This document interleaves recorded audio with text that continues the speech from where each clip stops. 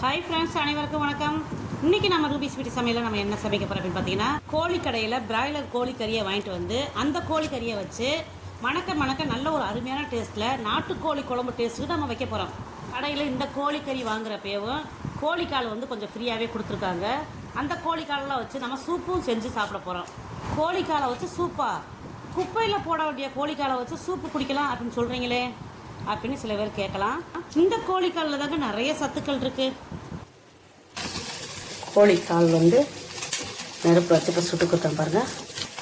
அடுத்து கோழிக்காலை வந்து அந்த கோழிக்காலை எப்படி வாட்டி அதை எப்படி சுத்தம் பண்ணி க்ளீன் பண்ணி அதுக்கப்புறம் அந்த கோழிக்காலை வச்சு எப்படி சூப்பு வச்சு குடிக்கிறதுன்னு பார்க்கலாம். கோழிக்கறி குழம்பு கோழிக்கால் சூப்பு எப்படி செய்யறதுன்னு பார்க்கலாம். உள்ள ஸ்கின் எல்லாம் எடுத்துட்டு இந்த நகத்தையெல்லாம் கட் பண்ணிட்டு நம்ம பார்த்தோம். நல்ல ஒரு ஹெல்த்தியான இந்த சூப்பை சின்னவங்கல இருந்து பெரியவங்க வரைக்கும் எல்லாருமே செஞ்சு சாப்பிடலாங்க. உடம்புக்கு ரொம்ப நல்லது. யாருக்கெல்லாம் கை கால் மூட்டு வலி இருக்கு, அதுக்கடுத்து நெஞ்சு சளி பிடிச்சிருக்கு, இடுப்பு குறுக்கு வலி இருக்குது அப்படின்றவங்க எல்லாம் இந்த சூப்பை செஞ்சு தொடர்ந்து குடிச்சிட்டு வாங்க. நம்ம உடம்புல இருக்க பிரச்சனையில சரியாயிரும். இன்னைக்கு நம்ம கோழி கடையில போய் கோழி காலோட ஃபிங்கர்லாம் வாங்கிட்டு வந்து அதை வாட்டி அதில் உள்ள ஸ்கின்னை பூரா எடுத்துட்டு அதுக்கப்புறம் மஞ்சத்தூள் போட்டு நல்லா கழுவியாச்சு. கருவேப்பிலை, சீரகம், மிளகு, மிளகாய் வத்தல், மல்லி விதை, ஒரு தக்காளி, அது கூடவே 5-6 சின்ன வெங்காயம், அதுக்கப்புறம் 5-6 பூண்டு பல்லு ஒரு சட்டியில் போட்டு கொஞ்சமாக எண்ணெய் ஊற்றி 2 நிமிஷம் 3 நிமிஷம் நல்லா வதக்கலாம். அடுத்து இது நல்லா ஆறுனதுக்கப்புறம் மிக்சி ஜாரில் கொஞ்சமாக தண்ணி ஊற்றி நல்லா நைஸாக அரைச்சி எடுத்துக்கணும். அடுத்து கோழிக்கால் ஃபிங்கரை ஒரு சட்டியில் போட்டு மஞ்சத்தூள் தண்ணி ஊற்றி 2 ஸ்பூன் அளவுக்கு நல்லெண்ணெய் ஊற்றி ஃப்ளேமை மீடியம் ஃப்ளேமில் வச்சு 5 நிமிஷம் 10 நிமிஷம் கொதிக்க விடலாம். இந்த கோழிக்காலை வந்து ஓரளவுக்கு வெந்துடும். அதுக்கடுத்து நம்ம அரைச்ச விழுதை இதில் ஊற்றி கலக்கி விட்டு தேவையான அளவு உப்பு போட்டுக்கலாம். மறுபடியும் மூடி வச்சு மூடி ஒரு 5 நிமிஷம் கொதிக்க விடலாம். சூப் ரெடி ஆனதுக்கப்புறம் கருவேப்பிலை மல்லி போட்டு ஸ்டவ் ஆஃப் பண்ணிக்கலாம். நிறைய சத்துள்ள கோழிக்கால் ஃபிங்கர் சூப் ரெடி. கோழிக்கடையில் போய் கறி வாங்க போனாலே இந்த கோழிக்காலோட ஃபிங்கர் வந்து ஃப்ரீயாவே தருவாங்க. அப்படி இல்லாட்டி ஒரு 10 ரூபா 20 ரூபா கொடுத்து கூட நீங்க வாங்கிட்டு வரலாம். இந்த கோழிக்கால் ஃபிங்கர் சூப்பை நான் செஞ்ச மெத்தட்ல நீங்களும் செஞ்சு சாப்பிட்டு பாருங்க. ரொம்ப அருமையான டேஸ்ட்ல சூப்பரா இருக்கும். இப்போ பாருங்க, பிராய்லர் கோழி சிக்கன் வாங்கிட்டு வந்துருக்காங்க. இந்த பிராய்லர் கோழி சிக்கன் வச்சு நாட்டுக்கோழி குழம்பு டேஸ்ட்டா நம்ம வைக்க போறோம். அது எப்படி செய்யணும் வாங்க பார்க்கலாம். இப்போ இதில் நம்ம என்னென்ன மசாலா பொருட்களாக சேர்த்துருக்கோம் அப்படின்னு பார்த்தீங்கன்னா, மல்லி விதை, சோம்பு, சீரகம், மிளகு, சின்ன வெங்காயம், வெள்ளைப்பூடு, கருவேப்பிலை, மிளகாய் வத்தல். இதில் ஒரு டீஸ்பூன் எண்ணெய் ஊற்றி ஒரு 2 நிமிஷம் 3 நிமிஷம் நல்லா வதக்கிடணும். இது நல்லா ஆற வச்சுட்டு அதுக்கப்புறம் நம்ம ஆட்டுக்கல்லில் அப்படி இல்லாட்டி மிக்சி ஜாரில் போட்டு தண்ணி ஊற்றி நல்லா நைஸாக அரைச்சி எடுத்துக்கணும். இந்த கோழிக்கறியை மஞ்சத்தூள் போட்டு ஒரு 5-6 தடவை தண்ணி ஊற்றி நல்லா சுத்தமாக கழுவி வச்சுக்கலாம். இப்போ இந்த குழம்புக்கு நம்ம தாளிச்சிக்கலாம். ஸ்டவ் ஆன் பண்ணி ஃப்ளேமை வந்து மீடியம் ஃப்ளேமில் வச்சுக்கலாம். இந்த கோழி குழம்புக்கு நல்லெண்ணெய் சேர்த்து தாங்க குழம்பு வைக்கணும். அதனால தேவையான அளவுக்கு நல்லெண்ணெய் ஊற்றிக்கலாம். எண்ணெய் காய்ஞ்சதும் 1/4 டீஸ்பூன் அளவுக்கு சோம்பு போட்டுக்கலாம்.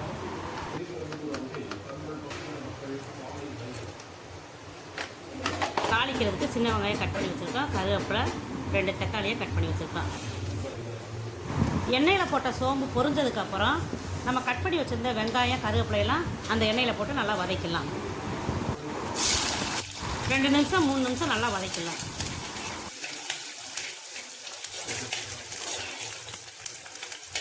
அதுக்கடுத்து கட் பண்ணி வச்சுருந்த தக்காளியை போட்டுக்கலாம். தக்காளியை 2 நிமிஷம் வதக்கலாம். இந்த டீஸ்பூனில் 1/2 டீஸ்பூன் மஞ்சத்தூள் போட்டுக்கலாம். எண்ணெயில் போட்ட தக்காளி சீக்கிரமாக வதங்கணும் அப்படின்றதுக்காண்டி கல்லுப்பு கொஞ்சமாக போட்டுக்கலாம். இப்போ இது நல்லா வதங்கிடுச்சுங்க. அடுத்து நம்ம கோழிக்கறியை சுத்தம் பண்ணி வச்சுருக்கோம். அந்த கோழிக்கறியை போட்டு ஒரு 5 நிமிஷம் 10 நிமிஷம் நல்லா வதக்கலாம்.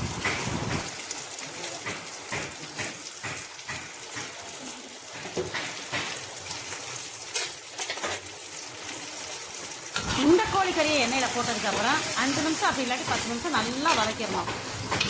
கோழிக்கறி வதக்கிறப்பே பார்த்தீங்கன்னா கோழியில் உள்ள தண்ணியாக வெளியே வரும். அந்த தண்ணியிலேயே இந்த கோழிக்கறியை ஒரு 5 நிமிஷம் நல்லா வேக வச்சுக்கிறணும்.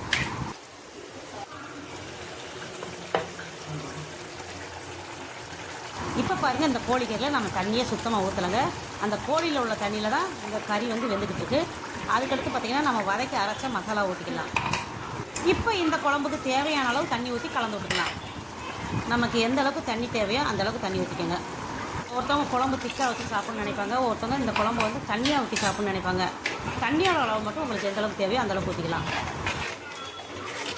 இப்போ பாருங்கள், இந்த குழம்பு இந்த அளவுக்கு நான் திக்காக வச்சுருக்கேன். எங்களுக்கு இந்த அளவுக்கு கரெக்டாக இருக்கும். இந்த குழம்புக்கு தேவையான அளவு கல் உப்பு போட்டுக்கலாம்.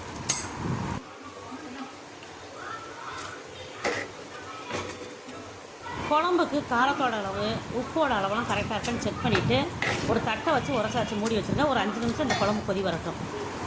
ஃப்ளேமை மீடியம் ஃப்ளேமில் வச்சு இந்த குழம்பை கொதிக்க வைங்க. 5 நிமிஷத்துக்கு அப்புறம் மூடி ஓப்பன் பண்ணிக்கலாம். இப்போ கோழிக்கறி வெந்துருச்சான்னு நீங்கள் செக் பண்ணிக்கோங்க. வெந்துருச்சுன்னா இதோட நீங்கள் ஸ்டவ் ஆஃப் பண்ணிடுங்க.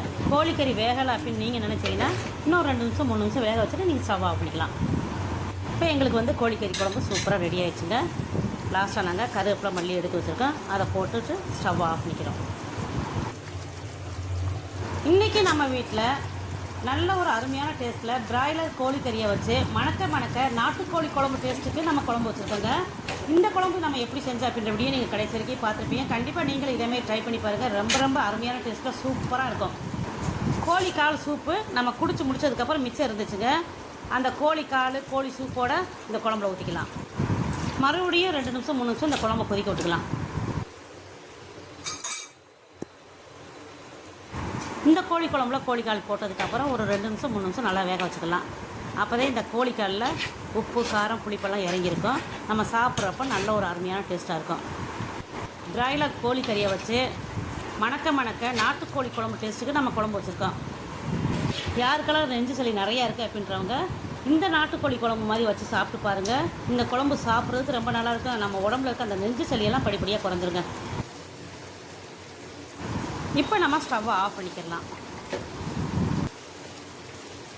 மண் செட்டில் குழம்பு வச்சாலேயோ ஸ்டவ் ஆஃப் பண்ணதுக்கப்புறமா இன்னும் குழம்பு கொதிக்குது பாருங்கள். இப்போ நம்ம இந்த குழம்பு ஒரு மூடி வச்சிடலாம். நம்ம சாப்பிட்றப்ப இந்த குழம்பு ஊற்றி சாப்பிட்டுக்கலாம். இப்போ பாருங்கள், நம்ம சுட சாதம் போட்டு அதுக்கு மேலே நம்ம வச்ச கோழி குழம்பையும் ஊற்றிட்டு சாப்பிட போகிறோம். இந்த கோழி காலில் பாருங்கள் கறியும் நிறையா இருக்குது. அதில் பிசு தன்மை நிறையா இருக்கும். அதுக்கப்புறம் இந்த கோழிக்காலில் கொழுப்பு சத்து நிறையா இருக்குது. யாருக்கெல்லாம் மூட்டு வலி, கைகால் வலி, எலும்பு வீக்காக இருக்குது, நெஞ்சு சளி பிடிச்சிருக்கு அப்படின்றவங்களாம் இந்த கோழிக்காலை வாங்கிட்டு அடிக்கடி சூப்பாவோ குழம்பாவோ வறுவலாவோ செஞ்சு சாப்பிட்டு பாருங்கள். உடம்புக்கு நிறைய சத்துக்கள் கிடைக்குதுங்க. நாங்களே இப்போ தான் ஃபஸ்ட்டு இந்த கோழிக்காலை வாங்கிட்டு சூப் வச்சு குடிச்சிருக்கோம். இந்த கோழிக்கால் சூப்பு குடிக்கிறதுக்கு ரொம்ப டேஸ்ட்டாக சூப்பராக இருந்துச்சு. கோழி குழம்பு சாப்பிட்றதுக்கு ரொம்ப டேஸ்ட்டாக அருமையாக இருக்குது. அவ்வளோதான் ஃப்ரெண்ட்ஸ், இந்த வீடியோ பிடிச்சிருந்தா லைக் பண்ணுங்கள், ஷேர் பண்ணுங்கள். இது வரைக்கும் நம்ம சேனலுக்கு சப்ஸ்கிரைப் பண்ணாமல் சப்ஸ்கிரைப் பண்ணிக்கோங்க. மீண்டும் அடுத்த ஒரு வீடியோவில் சந்திப்போம். நன்றி, வணக்கம்.